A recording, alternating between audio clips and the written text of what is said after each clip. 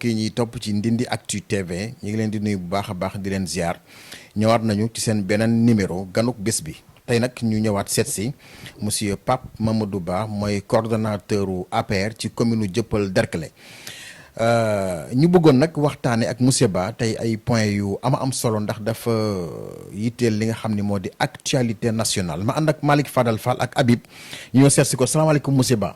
waaleykum salaam maa ngi leen di fay. mbaa yaa ngi ci jàmm dalal ci jàmm. di sant yàlla bu baax. jërëjëf. sant yàlla. jërëjëf mais ñi ngi lay ndokkeel bu baax ci weeru koor gi ñu génn di la baalu ak di la baal ak aussi. ñëwoon nañ fi laata élection locale yi ñu waxtaanoon ci ay points yu am solo wax dëgg yàlla élection yi jàll na. alors Dieuppeul Derklé yow nga nekk yaa fi représenté APR. alors ñu wax ci TER bi. parce que TER bi xam nga dafa nekk lu am solo mu di train express régional am ay lu ci xew ci fan yi passé ay câble de communication yi ñu dem ba benn hauteur bi tollu Rufisque am ay nit yu ko dagg ñu ne dañ ci dagg luy tollu 60 mètres nee nañ dañ ko sàcc pour jaay ko yow lan nga jàpp ni moom la dëgg-dëgg. et donc loolu ma dinaa ci sawar a tontu bu baax a baax a baax. mais nag il faut ñu def benn flashback dans le temps. xam nga ba ñu dégmalee liggéeyu TER wax ji bari na ŋàññ gi bari na mais dañu ne tout grand projet initié par l'État suscite souvent de la polémique mais au finish on se rend compte de l'impérieuse nécessité de ce projet-là et aujourd'hui ce projet en lui-même jox na Macky Sall dëgg dañ doon naan amul njëriñ dafa nangam dafa nii dafa na mais jox na ko dëgg à tout point de vue lu ko waral témoignage yi ñu ci def bari na ñi daan wàcc di liggéey di ñibbi di guddee yegg ku ci ne def nga sa témoignage macha allah foog naa ne loolu képp koo xam ne kii développement daf la soxal war nga ci am mbégte gu jéggi dayoo te Sénégal yi wane nañ ne am nañ ci mbégte gu jéggi dayoo ku ci ne yaa ngay jox say témoignage yu rafet et bu loolu weesoo nag dama yaakaar ne un peuple mûr mature ne devrait pas refuser le développement et à mon humble avis li ma mun a constater c'est que ces saboteurs-là tels que je peux les appeler refusent le développement parce que un projet aussi colossal envié de tous nos pairs de l'Afrique de l'Ouest je dis bien mérite d'être protégé et non pas d'être vandalisé mais nit ak bëgg-bëgg yàlla ak dogalam xëy na ñooñu lañ ca bëggoon lañ ca séntu woon antuwul ne su antu woon leneen la ñu wax kon musiba am bàbb ko ngu rëy am mais yàlla wis na ci ndox mu sedd ba la ca naroon a am ci njombe yépp yàlla saafara na ko kon yow da nga jàpp ni ay adversaire politique gu état bi ñoo nas noot ci loolu pour yàqal ko quoi. Mais je ne dirais pas des adversaires politiques. Je ne sais de quel bord ils sont. Mais une chose est sûre et certaine. C'est des esprits mal intentionnés. mënuma wax nag ban boor la ñu nekkee. mais li wérte wóor du ñu nit ñu baax. te ce ne sont pas des gens anodins. mais du ñu ay références it. parce que fañ leen ne fa la ñu dëkk. ay cité imbécile foog naa ni du dëkk foofu. c'est tellement péjoratif que nit ku baax du dëkk ci loolu. ay baraquement. donc fi TER bi di jaar. nga war a tëb. dugg def sa njombe. xaw ma fu ñu jógee ay risques sax ñoom dafa am ay. parce que c'est risqué ah. xaw ma fu ñu jógee. xaw ma fu ñu dëkk. mais la ñu doon def. dañu wane ne ñoom xam nañ lañ doon def. am na luñ ci séentu woon mais moo tax ma ne la nit ak bëgg-bëggam bu bon. yàlla ak dogalam bu rafet. et xëy na dañ doon bëgg a rusloo Macky Sall. waaw mais da ko def dañ doon bëgg a rusloo Macky Sall. xam nga aussi mais yàlla atte loola nekkul. parce que foog naa ne une œuvre comme ça. comme ni ma ko waxee sànq mérite d'être protégé. waaw justement ci mérite d'être protégé boobu noonu laay ñëw parce que état nag aussi maanaam mbir mu rëyee ni TER bii nga xam ne ñu ngi coow liñ ci dugal ci xaalis ni mu baree waaye mi ngi régler quand même ay problème mu transport parce que nit ñi dañuy garer seen oto sax di ko jël. alors léegi est-ce que waruñu woon jël ay matuwaay comme ni ma déggee kenn posté ko tey démb xaw ma démb. ne waroon nañu jël ay matuwaay ba sécuriser secteur boobu nga xam ne kenn du fa mën a am accès ba di fa mën a dagg ay câble est-ce que loolu tamit état bi xawul fayir aussi. en fait quand on dit c'est vrai que quand on parle de l'État il faudrait comprendre qu'il y a un démembrement de l'État qui s'occupe de ça. Donc, par ricochet, c'est l'État. Mais, si on doit parler, on doit cibler le directeur général de l'APIX en la personne de Mountaga Sy. Certes, il a fait un travail de titan, mais à mon humble avis, il devrait y avoir des caméras infrarouges Absolument. qui pourraient éventuellement prévenir de tout danger. Absolument. Et donc, en ce moment-là, les choses n'en seraient pas là, certainement. Mais comme je dis, tu as beau protéger ton œuvre, mais l'esprit mal intentionné, c'est toujours faut mu jaar pour yàq. Mais yàlla àtte, eh bien, la ñu doon mébét mujjul sotti parce que su sotti woon leneen la ñu waxati. Et donc, moi je dirais tout simplement, xaw ma am na xam amul, mais je suggère que su amul woon nañ ci def ay caméras de surveillance, comment dire, des caméras infrarouges, nga xam ne qui détecteraient les moindres faits et gestes des gens qui comment dire, circuleraient aux abords du TER. Parce que dafa am solo loolu. parce que ministre bi tam génn barki démb wax na nee na dinañ leen seet ba gis leen jàpp leen yóbbu leen jox leen yoon waaw. foofu it je salue le professionnalisme de la gendarmerie. La promptitude dans la réaction. Chapeau bas à la gendarmerie sénégalaise. gaawaay bi daal gaawaay bi. Donc la promptitude dans la réaction, débusquer les malfaiteurs, eh bien, les remettre à la justice, qui devra faire son travail, mais de manière, comment dire, sévère. De manière sévère et exemplaire. ba pare ñu forcer leen ñu wax fan lañ jógee ñooñu. maa ngi ñëw de manière exemplaire. Et que on n'apprend pas à la gendarmerie son métier. Elle sait comment s'y prendre et remonter jusqu'à la source. Et ça, si on vous le dit, sachez-le, la gendarmerie ira jusqu'au bout pour débusquer les commanditaires de ces actes-là. Eh bien, justice sera faite, et bien au plus haut degré. Voilà. Grand def naa ne point boobu leer na. point boobu leer na waaye dañuy daal di daw rek jàll ci deuxième point bi ndax li ñu war a waxtaanee aussi dafa bari da ci tenir compte nag yow it grand alors léegi li ñuy dugg moo damay ñëw directement ci question bi moo di est-ce que Dakar am na maire bu mu mérité. Ah loolu nag dafa xaw a doy waar. parce que day. waaw. ba may xamale ko Mbaye Jacques Diop Mamadou Diop Rufisque waaw. Pape Diop Khalifa Sall Soham Wardini li fi am barki Dembo Ndiaye n'honore pas la capitale de Dakar et par ricochet n'honore pas le Sénégal. lan moo fi xew démb. parce que li ñu gis bu fekkee ne que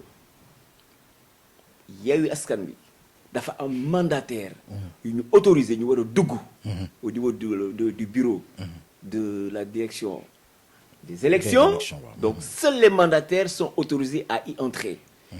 keneen koo xam ne kii da nga ci bëgg a dugg rek forcing ngay def et les autorités ne te laisseront pas passer. duñ la bàyyi nga def quoi. duñ la bàyyi parce que fii tamit c'est un état de droit. du lu mu neex waay def.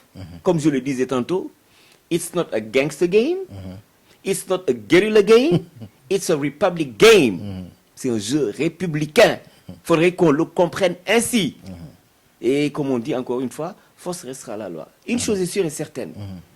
Barthélemy, le forfait qu'il a voulu commettre, n'eût été sa casquette de maire, les choses auraient tourné au vinaigre. Mais heureusement, les gens ont su raison garder, se retenir par rapport à son agissement.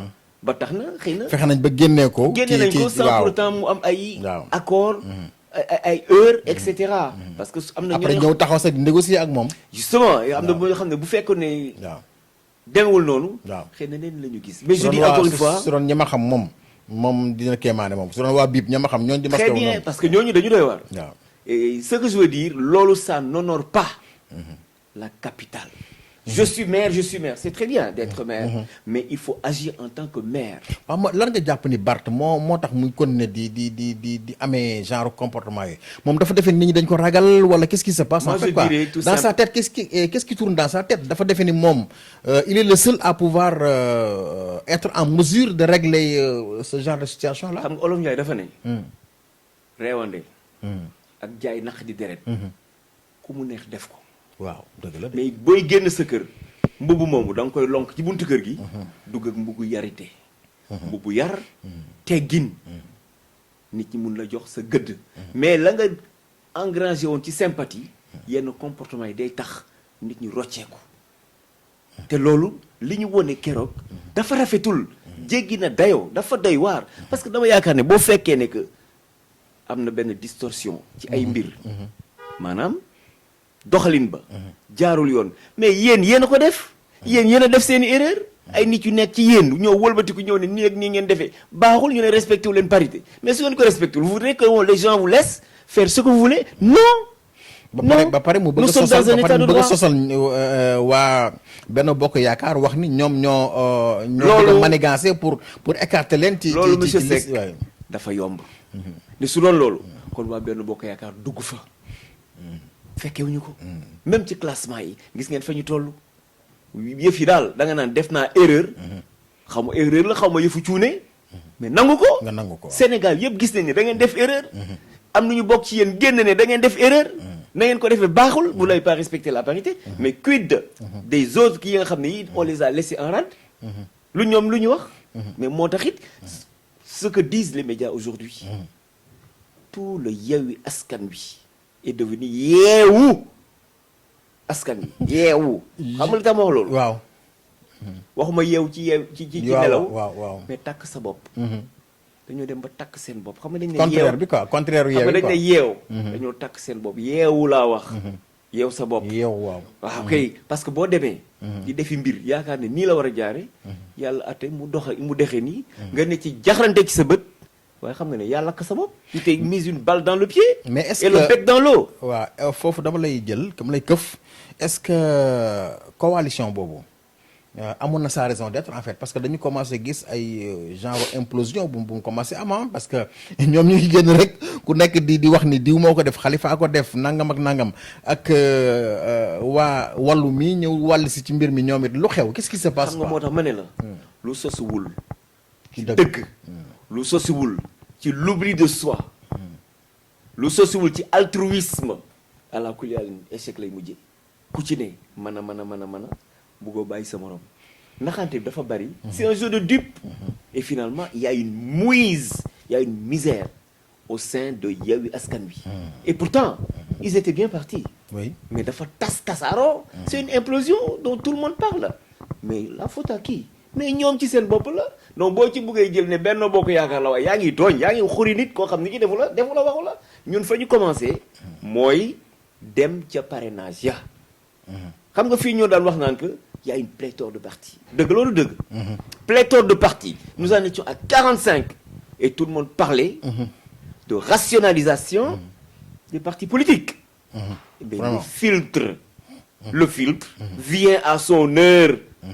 ku munul dajale lañ la laaj waaye saa ay noppalul mais bul sonal nit ñi ña mën def nañu ña nga xam ne ñi mën nañu mais xamuñu nañ koy doxale ba mu wëlbati ku nekk une patate chaude entre leurs mains ku ci ne di xosi sa morom mais noppal na leen. coowal parrainage bi nag moom xaw na bari tuuti parce que erreur yi ci am dafa bari en fait quoi dañuy indi ay parrainage yu baaxul d'ailleurs xaw nañ ci recaler ay liste yu bari alors ba mujj nañ leen a may 48 heures xaw ma 72 heures pour ñu dem mën a defaraat yeneen yu baax indi ko alors parrainage yi ñoom dañ ko waajarul woon wala qu'est-ce qui se passe en fait. Qu'est-ce qui s'est réellement passé en fait quoi. Vous savez quand on parle de parrainage. Une chose est sûre et certaine. mooy demal nga taataan sa bopp parce que dafa am loo soxla mais taataan sa bopp mooy nga dem seet ñan ñoo la mun a jàppale pour nga am la ñu laaj mais bu fekkee ne la ñu laaj am nga ko doxale woo ko na mu war a doxee nu mu ñëwee rek baax na mais xamal ni dafa am benn instance suprême une instance supérieure boo xam ne bi mooy saytu loolu te su ko saytoo te mën a jël liggéey bu baax bu ko saytoo te xam ne liggéey ba jaarul yoon mais dañ koy seppi jeter débusquer jeter à la poubelle xam ne baaxul léegi bu ñu la recalé nga xam ne yaa ko def c'est pas pour rien que nous autres au niveau de Benno Bokk Yaakaar nous avons nous avons réussi à retrouver 550 et quelques mille parrains vous savez pourquoi au cas où nous devrions avoir des problèmes que nous soyons à l'abri loolu ko waral. tey dégg naa ci presse bi ñu ne dafa am lu ngeen yóbbu ci parrainage yi mu mel lu xaw a ëpp te loolu dañ koy tere mu ne bu ñu moytuwul dinañu rakkale listu Benno Bokk Yaakaar bi. xam nga ne wax jooju amul sens wax jooju amul sens buñ la laajee 50 et quelques mille parrain. yow ngeen nga dajale ba am 500 et quelques mille jël ca la nga ca war a yóbbu waaye xamal ne loolu saytu nañ ko ba mu leer naññ keroog les journalistes étaient là-bas en pagaille dañ ko saytu ba mu leer naññ ñu jël la ñu war a yóbbu gis nga nag. Quand on est à court d'arguments, tous les moyens sont bons pour titiller l'esprit des gens. Ce qui ne passe pas, malheureusement. Ce sont des gens aguerris qui savent très bien ce qu'ils font. Et je salue le travail de Madame Mimi Touré, le travail de Amadouba et toute l'équipe qui a accompagné ces ténors du Benno Bokk Yaakaar. noo gisee tête de liste yi. dégg nga li ma la wax jàpp nga ni yow. dama ne. Le choix qui a été fait de manière judicieuse. Moi, je salue le travail de l'équipe Mimi Touré, Amadouba et tous ceux qui ont gravité autour de lui et même les militants qui ont investi le terrain pour trouver ces parrainages et les remettre à qui de droit, qui à Amadouba, qui à Mimi Touré. Donc c'est des gens qui ont fait un travail extraordinaire sans anicroche. Et donc moi je dis encore une fois chapeau bas à ces gens-là. Alors Pape Mamadou Ba moo di coordonnateur u APR fii ci commune Dieuppeul Derklé moom la ñu ñëw seet si ko mu nekk nit ko intéressant d'ailleurs il est bon en communication comme on dit alors monsieur Ba léegi dañuy ñëw nag ci sa commune bi maa ngi koy junj sànq ci tàmbali bi mu di Cheikh Gueye finalement moom la suñu borom dogal mu ñëwaat nekkaat ci bopp mairie bi pour juróomi at yii di ñëw incha allah. Ababacar Sadikh Bèye moom la doon jonganteel waaye mujj gi daal moo mujj kii alors bëgg naa loolu nga ñëwal ma ci tuuti lan moo waral défaite bi ak it war ngeen retrouver wu nag autour de l'essentiel pour que ngeen àndandoo liggéey alors qu'en est-il exactement? Alors donc je serai très à l'aise de parler de ces élections locales qui se sont passées dans notre commune. Il est vrai que Babacar Sadikh Bèye a fait un travail exceptionnel. Il a investi des moyens. Il a fait ce qu'il fallait faire. Mais comme on dit, nit ak bëgg-bëgg. jaam ak bëgg-bëgg. yàlla dogalam. bu dee. mais loolu day yomb trop nag. maa ngi ñëw. ah mais c'est pas une patate entre mes mains mais maa ngi ñëw. dama ne. nit ak bëgg-bëgg. yàlla ak dogalam. loolu xam nañ ko ba pare. ce que Babacar a fait. comme travail dans la commune. ku ci ne duut baaraam gis ko. amul lu mu deful ci commune bi. mais il s'est trouvé que xam nga quand une déferlante arrive. nit ñi bëgguñu ko quoi. je ne dirais pas que nit ñi bëgguñu ko parce que je ne suis pas dans le cœur des gens. Ça c'est émettre un jugement de valeur je ne le dirai pas. Moi je l'aime bien parce que c'est quelqu'un qui travaille mu ngi liggéey mais xam nga boo ne sax nit ñi bëgguñu ko nit ñi bëgg nañ ko sallallahu alayhi wa sallam. gën ci mindee am na ñu ko bañoon. am na ñu ko bañoon.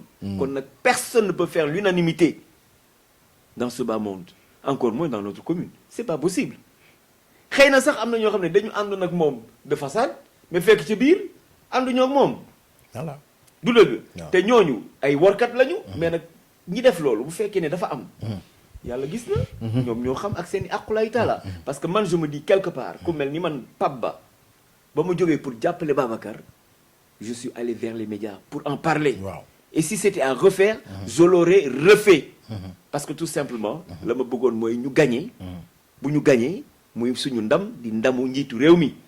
mais yàlla dogal lu mu ne. comme mais ni Cheikh nga ko Gueye élection présidentielle yi. très bien yàlla dogal na Cheikh Gueye. mais est-ce que du xaajaloo bi. maa ngi ñëw rakku Farba Ngom bi. maa ngi ñëw waaw maa ngi ñëw. naam bu Cheikh Gueye gagné élection. waaw ce n'est pas parce que Cheikh Gueye moo ñu mën déedéet. D'ailleurs, tu vas emboîter le pas en parlant de Rakou Farba Ngom. Wow. S'il a gagné les élections, c'est parce que. division bi. moo ñu mën. Non, Cheikh Gueye n'a pratiquement pas battu campagne. Il a été. mais doon def ay proximité nag di dugg ci nit ñi. maa ngi ñëw il faisait des proximités mais il a été aidé par le Yewwi Askan Wi pratiquement. Et donc ñun bu fekkoon ne que dañu ànd la ñu am raw na Cheikh Gueye fuuf mais nag. li ngeen am ci lan. li ñu am ci ay voix. bu ngeen àndandoo woon bu quoi ñu àndoon li ñu waaw, am ok. ci voix raw na Cheikh Gueye fuuf mais nag dans la division eh bien on est affaibli. on est affaibli et c'est ce qui a profité à Cheikh Gueye. Mais ce n'est pas faute de n'avoir pas travaillé. On a bien travaillé Babacar a bien travaillé mais ni ma la wax division la. léegi nag bu fekkee ne loolu weesu na. Ce qu'il nous reste à faire c'est de nous retrouver autour de l'essentiel. Le président de la République nous a reçus à un moment donné. pour demander à toutes les communes Wow. de Dakar d'être ensemble afin que nous puissions aller vers ces législatives qui constituent un tournant décisif sur le plan politique national. Et donc loolu moom xamal ngeen ko seen bopp moom. xam nañu ko fi moom bu ñu leen gagné c'est fini. moo tax ma ne la waaw ñun ci suñu bopp cohabitation ci réew mi. ñun loolu arrangé wul benn état il s'agit même pas du Sénégal mais arrangé wul benn état ça a été expérimenté en France ça a été la catastrophe Lionel Jospin. yaa ko tudd donc je convoque l'histoire donc ça a été une catastrophe aucun pays au monde ne souhaite avoir une cohabitation ça veut dire que ce dernier ne pourra absolument rien faire ce sera toujours du bâton dans les roues donc pour éviter cela il nous est facile de nous retrouver autour de l'essentiel et si on le fait on gagne bon il est vrai tu me diras que mais à Dieuppeul qu'en est-il bon je sais que on essaye de se retrouver mais encore des na une certaine réticence. il y a une petite réticence de part et d'autre. voilà je crois que Babacar a eu à rencontrer Birane Ngom. Birane, hein? Donc je crois que ça, c'est quelque chose de positif, mais reste à le matérialiser au vu et au su des gens pour que l'on sache que réellement, cette unité retrouvée, dictée par le chef de l'État, est une réalité que nous vivons dans la commune. Mais Donc, Birane lan moo tax moom mënul woon rek ñëw ànd ak Ababacar ci local yi laa nekk ba tey ñëw ngeen ànd bu ko defee bu Babacar gagné def ko premier adjoint comme noonu lay demee tout le temps après mu jeex. en fait, comme Babacar moom ma nga port vraiment mais ambition personnelle yooyu lan la quoi. Mais tu l'as dit. ngeen def nii ba waa ji gagné leen nii. tu as posé la question et tu y as répondu. Quand même. C'est le choc des ambitions Ah ouais, peut-être. ah ouais. Mais chacun a voulu s'affirmer. Mais à mon humble avis, si nous nous étions retrouvés, eh bien les choses se seraient passées autrement. Mais malheureusement, dans la division, nous sommes faibles. Et lorsque le président nous a reçus, mais l'instruction qu'il a donnée, c'est que nous nous retrouvions, nous tous, dans toutes les communes, pour former bloc. Parce que dans toutes les communes de Dakar, les 19 communes, je vous dis une chose, on a été divisés. Unis, on aurait gagné. Donc, je crois que ça nous a servi de leçon et jamais plus au grand jamais, nous retomberons sur ce travers-là. Donc voilà. yow mbirum troisième mandat bi ñëw nga ci wax. Posez ma question. waaw dama bëgg ndax nga wax ma ni est-ce que Macky Sall moom fu mu nekk nii ci jamono yi nekk nii ci lu mu nekk quoi yow ci sa gis-gis yow njort nga ni dafa nekk di jéem a manigancé wala muy nasaka nocci pour toogaat ci réew mi. Sëñ Ahmed. Moi, tout ce que je dis, je l'assume. Xam nga, il y a des gens qui sont passés dans les médias. dañ lay dàq de bu ñu la dàqee bul wax ni Ahmed moom posé question. déglu ma tuuti rek. Ahmed man lu ma wax je l'assume. dama ne. Il y a des gens qui sont passés dans les médias. Ils ont crié à U et à Dia. Comme quoi, Macky Sall a droit à un second mandat de 5 ans. On l'a dit dans les médias. Barthélémy Dias On l'a dit dans les médias. Journaliste que yaa ma gën a xam. Ils l'ont dit dans les médias. ñun bu ko waxee. dégg nañ ko. ñàkk ko wax dégg nañ ko. mais une chose est sûre et certaine. bés bu ca cëppaandaw bu jotee. la ñu war a def. mais dinañ ko def la ñu war a wax dinañ ko wax. lu ñu war a def. la ñu war a def. lu ngeen war a def. la ñu war a def. nous le gardons xam nga teel a wax comme Olof Ndiaye. dafa yàgg nag de. may ma tuuti rek Ahmed may ma Olof Ndiaye dafa ne. yàgg na nag. Olof Ndiaye nee na. tekk yéen gouvernement sax waa ji waroon na ko defar. ba léegi maa ngi ñëw ne sautons pas du coq à l'âne. ne sautons pas du coq à l'âne. Organisons le débat. élection législative passée. Organisons le débat, on ne saute pas du coq à l'âne. Ce que je veux dire, c'est une chose qui est simple et claire. bés bu ñu yeggee ci waxu mandat buñ ci waree wax dinañ ci wax. dinañu ci wax fii kenn moomul kenn làmmiñ du lekk moromate ñorul kenn du lekk moom dinaa la wax benn affaire la majorité silencieuse et consciente.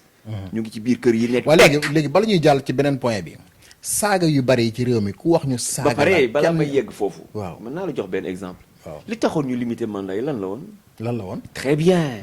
Avant, les gens disaient que il n'y avait pas de fiabilité dans le fichier électoral. Il n'y avait pas de fiabilité. Donc, def ñaari mandat dem sa yoon. Aujourd'hui, xam nañ ne kenn mënatul sàcc élection. am déet.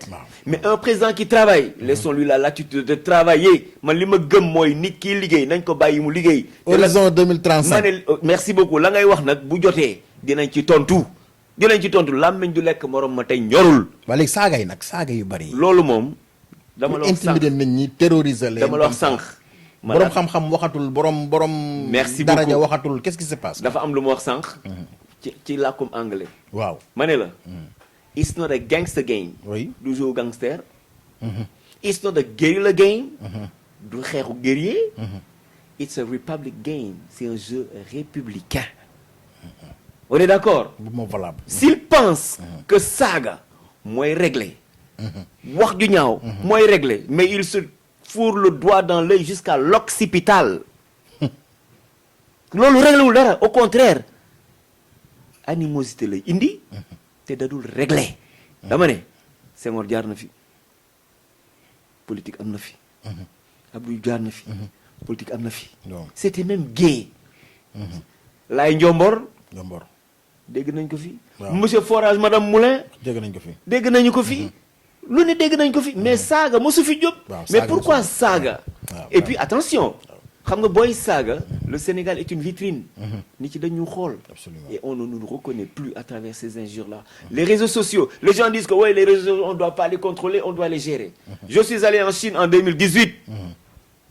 personne de la délégation ne pouvait avoir accès à WhatsApp pour wax ak sa waa kër kenn ko ci amoon donc ñun ñi ñëpp ñu ci ànd kenn mënu ci woon wax. lu tax parce que Chine xam na muy doxalee. xam nga lan la. roy du nura pire. nous avons notre tempo. en démocratie qu'on nous laisse développer ce que nous pouvons développer et à notre tempo. Il n'y a pas de suivisme. Quand c'est très bien, on singe l'Occident, mais quand c'est nous, on dit que l'Occident n'est pas bon. Mais attention, il y a un problème. nañu bàyyi ak suñu xel ñu dem ak suñu xel. te wëcc ci saaga yi wëcc ci wax ju bon. Wolof Njaay dafa ne. wax ju bon. dëkkul fa mu jëm. fa mu jógee la dëkk. te kenn dàqul kenn saaga boo ma saaga ndey ma delloo la ko. mu jeex tàkk mais boo la saaga bu ma la dellul saaga bi. c'est que dafa am xel mu ma la. ay menaces de mort sax am na bon. mais nag gis nga dinaa def benn digression tuuti.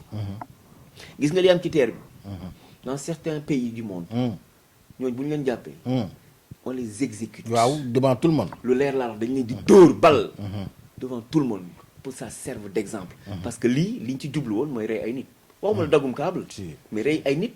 yàq une œuvre aussi colossale. waaw non man li ma jàpp sax moo di dañu bëggoon ni terre bi baaxul def na accident voilà def na ñaari weer daw na def na accident déraillé na nangam wax nga dëgg ils sont très mal intentionnés grand wax nga dëgg ah. mais ils ont été très mal intentionnés. c'est vrai qu'il y a tellement de réflexions à faire. pour la bonne et simple raison xam nga les gens ont dit oui terre bi xool nañ ko benn yoon. xool nañ ko ñaari yoon. mais loolu pour lan la woon c'était pour s'assurer. de la fiabilité ñu taxawoon publiquement ne terre bi du daw. attention merci beaucoup c'était pour nous assurer. de la fiabilité. de l'œuvre. et cette œuvre là est fiable. les réalisations du président de la République. liggéey na wax dëgg yàlla loolu moom ñëpp d'accord nañ ci. d'accord. am na lu des. léegi li mu def lan la ak lan moo des. xam nga tey boo ma ne président. affaire moom du jeex wax dëgg yàlla xam naa ne moom. ma ne comme on dit boo ma ne tey. président liggéey na. il ne reste plus beaucoup de temps nag président liggéey na. certes mais xam nga lan moo waroon régler problème bi. un livre blanc. waaw un livre blanc dans lequel. seraient inscrites toutes les réalisations du président de la République parce que les gens sont amnésiques. je vais le résumer en 2 minutes. jeex na waaw. Moustapha Niasse. je dis qu'il doit être là. je prends l'exemple des États-Unis les personnes les plus âgées gouvernent les États-Unis waaw aller au Sénat aller au Congrès waaw c'est des gens de la trempe de Moustapha Niasse l'exemple de Joe Biden en est une parfaite waaw màggat la de 81 ans il dirige les États-Unis donc ça c'est un faux débat wala suñu réew yi di Afrique donc de manière très succincte je crois que je vais faire un petit rappel historique en 1991 je crois que un pacte avait été signé que l'Ukraine n'entrerait jamais dans l'OTAN. Quelque part, ceci a été trahi. Donc, aujourd'hui, Ukraine buggee dugg Union soviétique xam nga la Russie ne du dugg parce que su duggee gars yi dañuy ñëw janoog moom it self defense lay doon. mais man li ma ci metti rek c'est les dommages collatéraux. nit ñi ñu rey ci Mali borom. quand même. dommages collatéraux. dund gi. lekk gi tout est devenu cher tout est devenu rare. Parce que n'oublions pas que l'Ukraine est un grenier du monde, des céréales, etc. Et donc des répercussions se font sentir dans tout le monde. Le pétrole, waxi noppi, c'est la même chose. En France, ma fille m'a dit qu'ils n'ont pas d'huile. diwlin. Ça pose problème. Ça commence. Et donc ñun boo xoolee ci yeneen dëkk yi. au Congo. le litre d'essence aujourd'hui est à 2050 francs. Ce qui aurait dû arriver au Sénégal, ça aurait été 1050 francs. Encore une fois, la prouesse du président Macky Sall a freiné cela et c'est resté à 775. Chapeau bas au président Macky Sall. pétrole bi nag. Le pétrole. sunu pétrole bi kañ lay génn. de toute façon kañ la ñuy commencé am suñu premier baril. je crois que loolu mu ngi ci kanam. mais xam nga li ma ci saluer mooy lan. c'est l'ITE dans lequel le Sénégal est membre. Rappelez-vous le travail qu'il a fait.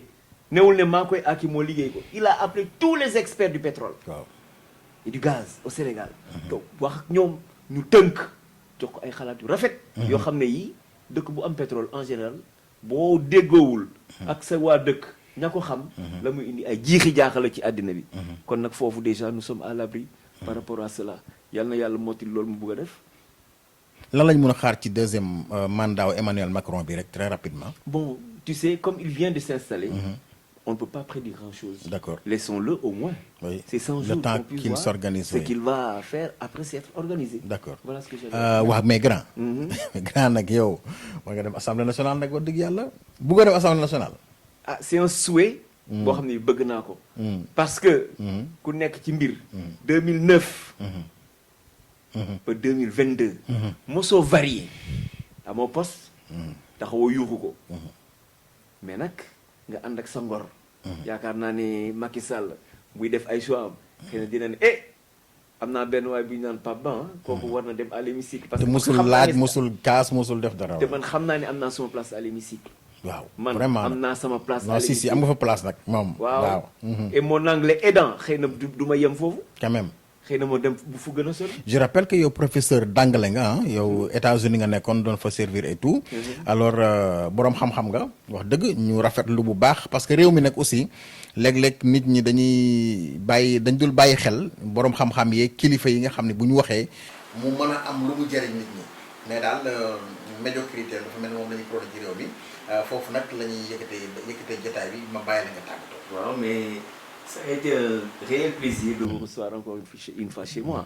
Ce n'est ni la première ni la deuxième fois. Franchement. Assez souvent vous venez et vraiment c'est jovial. Oui. Hein, et puis bon, le courant passe très bien. Oui. Et les questions sont pertinentes et le débat aussi fructueux.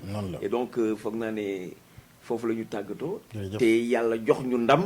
au soir du 31 juillet 2022. ñu am une majorité confortable à l'Assemblée nationale. Et bien que Macky Sall puisse mener à bon port notre si cher Sénégal. Sénégal kon mi ngi noonu fi mu daanelee rek la ñuy yëkkatee jotaay bi ma àndoon Malick Fadel Fall ak Habib bu ko defee kon ñu jox leen rendez-vous très prochainement incha allah sur la même chaîne d'ici là portez-vous bien au revoir.